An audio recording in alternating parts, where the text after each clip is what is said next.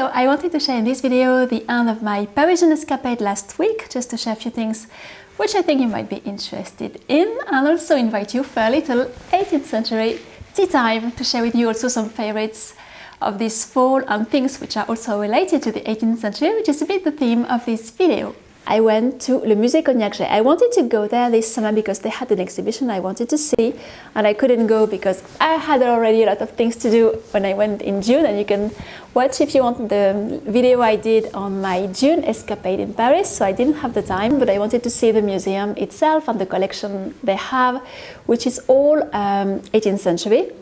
And the title of the museum, the sort of title they gave to themselves, is The Taste of the 18th Century, Le goût du 18e siècle. And it's quite a nice, beautiful title.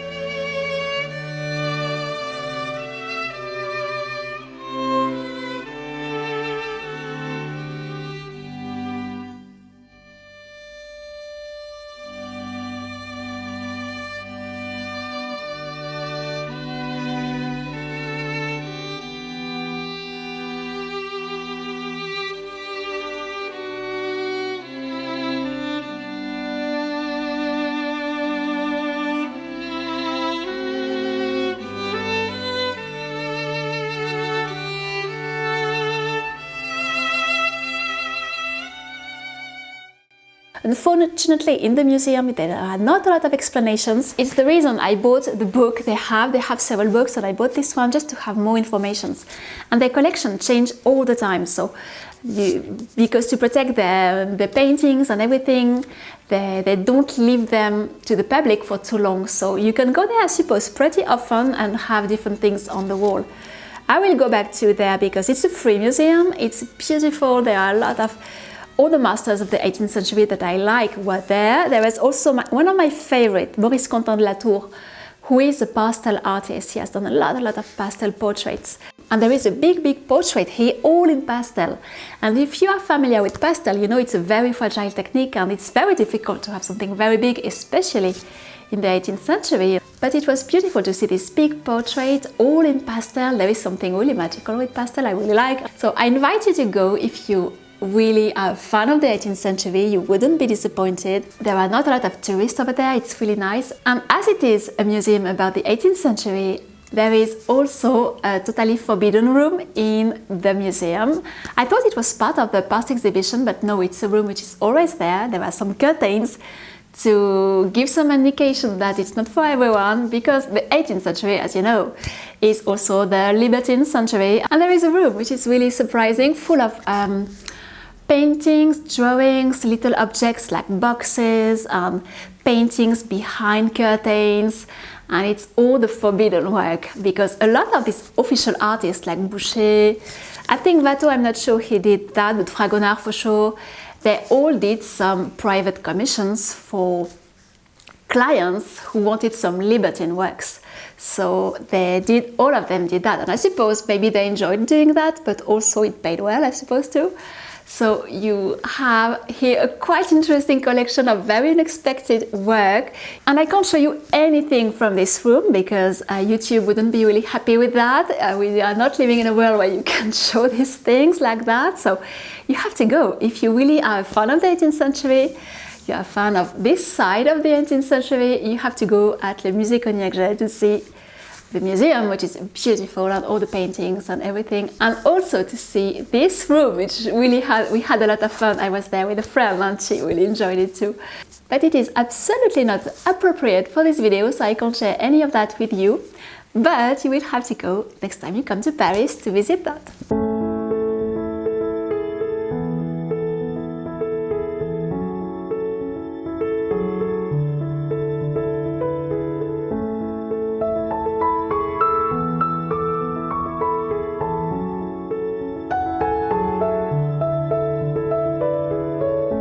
And we also went to Carette, which is a café, Place des Vosges, which was not very far from the Musée Cognacq-Jay, so it was convenient to go there.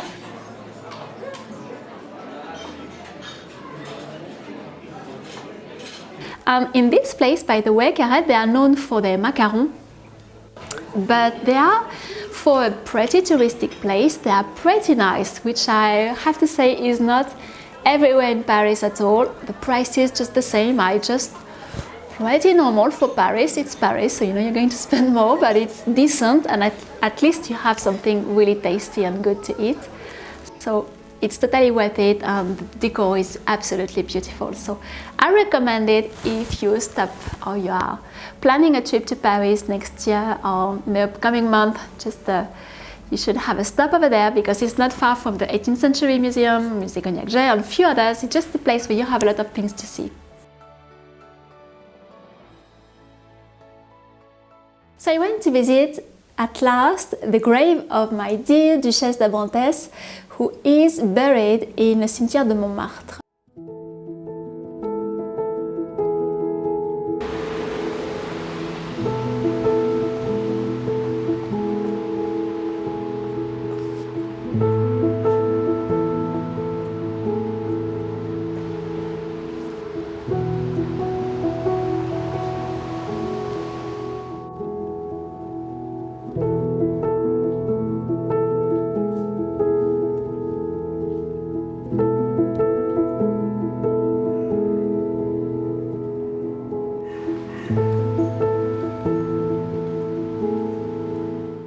And as I spent pretty much all my year reading her, and she has been in my thoughts, she has helped me for my historical series, all that, I really wanted to see where she was buried. And we can find her in le Cimetière de Montmartre, so it's not the big famous one in Paris, which is Le Père Lachaise, because she had been refused there. When she died, the city, Paris, refused to have her in this cemetery and to spend money for her grave and all that. It's really, really sad and terrible because she was really extremely an important character at the beginning of the century during the Empire, really.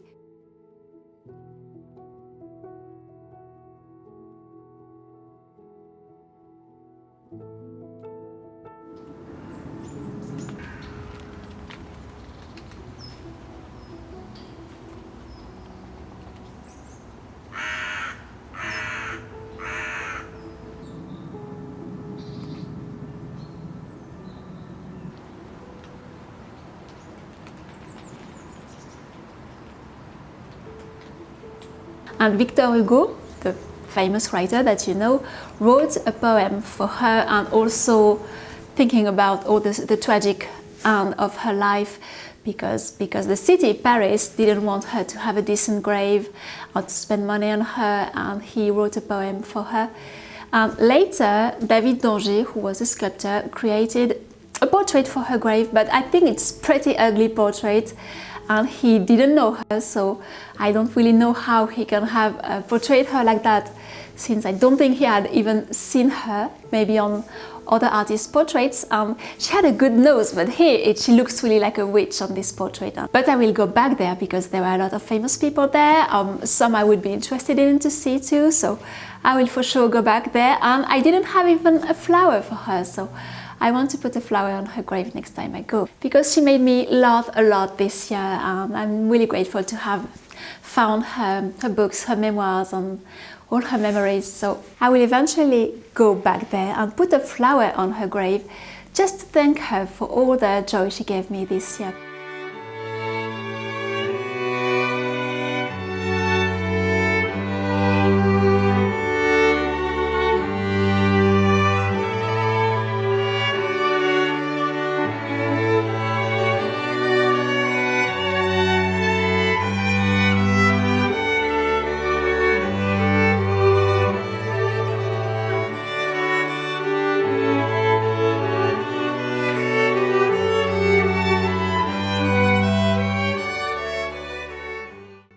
I thought I could share with you a little 18th century tea time.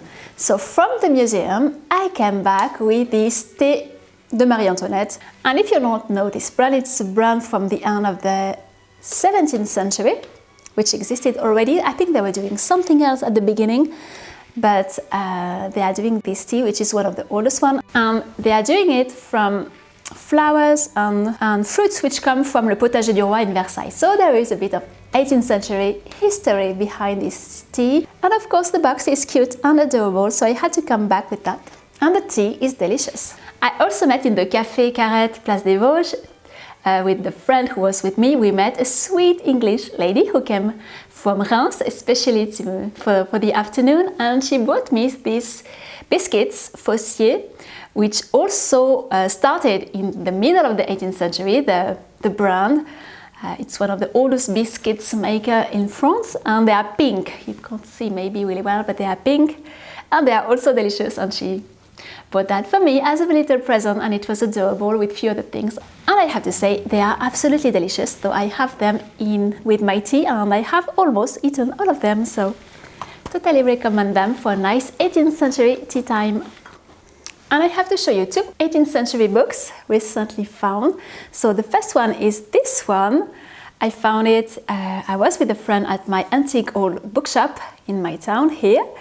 And I always look at the 17th century shelf with all the oldest books from the shop, which includes some very expensive books and some totally affordable ones. And this one, I just grabbed it like that because it's from Ancêtre. So if you don't know, after the revolution in 1789, the calendar changed completely. But here it's Ancêtre, and I think Ancêtre is 1798 or 99, I'm not really sure. But it's by a completely forgotten author, Pigault-Lebrun, and it's just a story of the time, like the typical novel people were reading at the time.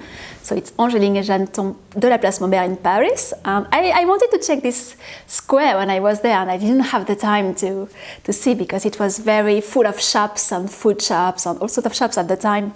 Now it's just really more classy now, and you don't have exactly the same shops. I was not expecting to have such a good time reading it because, well, I don't know. It was such a great read.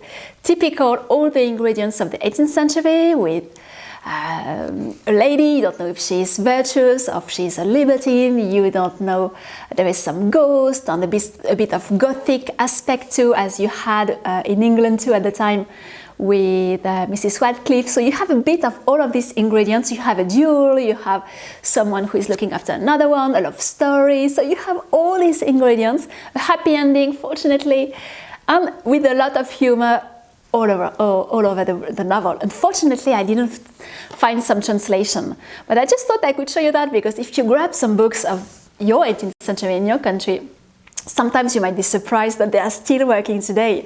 And this author was extremely popular. So his name is Pigault-Lebrun, and he wrote everything for the theatre, comedies, this sort of entertaining novels, some libertine novels too. So he wrote everything that sells at the time. And honestly, it's just super entertaining. It's probably not the best literature maybe, but it's super entertaining. The moment I was reading the first page, I wanted to know what would happen to the characters. So super good read from the late 18th. I really enjoyed this one. And if you had seen my series of videos about Fantaisie pour un palais I did 2 years ago, I mentioned this book, Le Cabinet des Fées, and I was hunting for the authentic books which were published at the end of the 18th century. And at the time they were very expensive. The set of the complete collection is extremely expensive, like several thousands of euros. So I just thought, no, I'm not going to spend that. But if throughout the years these books come on my way, I will be careful to find them. And this one was just a selection anyway. It was not the entire books. And I found several ones recently, including this one, which was published in 1786. And it's a story by Madame d'Aulnoy, which includes all different fairy tales which I have never heard of before, completely unknown for me, and also some fairy tales by Mademoiselle de la Force. So I was really pleased because I do, it's all these end of 17th century and Rococo fairy tales, which are just typical, and I talked a lot about that in my video about the exhibition, so I'm not going to say more about it. You can watch them if you want to, but I was super pleased to find it for nothing at all, so that's why I bought 3 of them, because they were extremely inexpensive. And I'm super pleased to have them, because reading fairy tales in this old book with these yellow pages, and imagining all the persons who read the book before you, the stories, who enjoyed it, and where the book has traveled throughout the centuries. This is magical. I think that especially 18th century, very early 19th, or 17 too, but they are a little more rare. We can find them sometimes, but they are more rare. So yes, it was a joy to find it, so I had to show it to you, and it was cool to find also the same engraving, which are in reprint in this new edition, but this one is the original one, so I was really pleased to find it. And before I finish this video, I also wanted to share with you what I bought in Le Château de Rambouillet. They have the bathroom where Napoleon used to have his bath. I showed that in the previous video. So of course in the little souvenir shops they have which is supposed to be the real haute colonne that he used to have in St. Helena when he was a prisoner from the British. So of course I had to buy it, and it smells really, it's very, very subtle. It's like a fresh haute colonne, haute toilette. Yes, it's really fresh. It's very classic from anything you can find in any shop for ladies or gentlemen, you know, these classic haute colonne bottles. It's not super different from that. But it's just cool to have it. I didn't even buy it for me, I just bought it because I was wondering what sort of smell he had, because he was known to use a lot of that, like tons of bottles, several bottles a month, because they were using it in a slightly different way than we do now, not only as a perfume, but as a cleaning water, if you will. When he was out of his bath, he was sort of rubbing his entire body with that, so just to, I suppose, to be awake or something like that. So it was just cool. I had to share that with you. So I just bought it at Le Château de Rambouillet in the souvenir shops, and I'm pretty pleased with that. Thank you very much for watching this little video. I will see you very soon with all my Christmas series. I'm going to start my decor in a few days, and the new Christmas workshop is coming next week.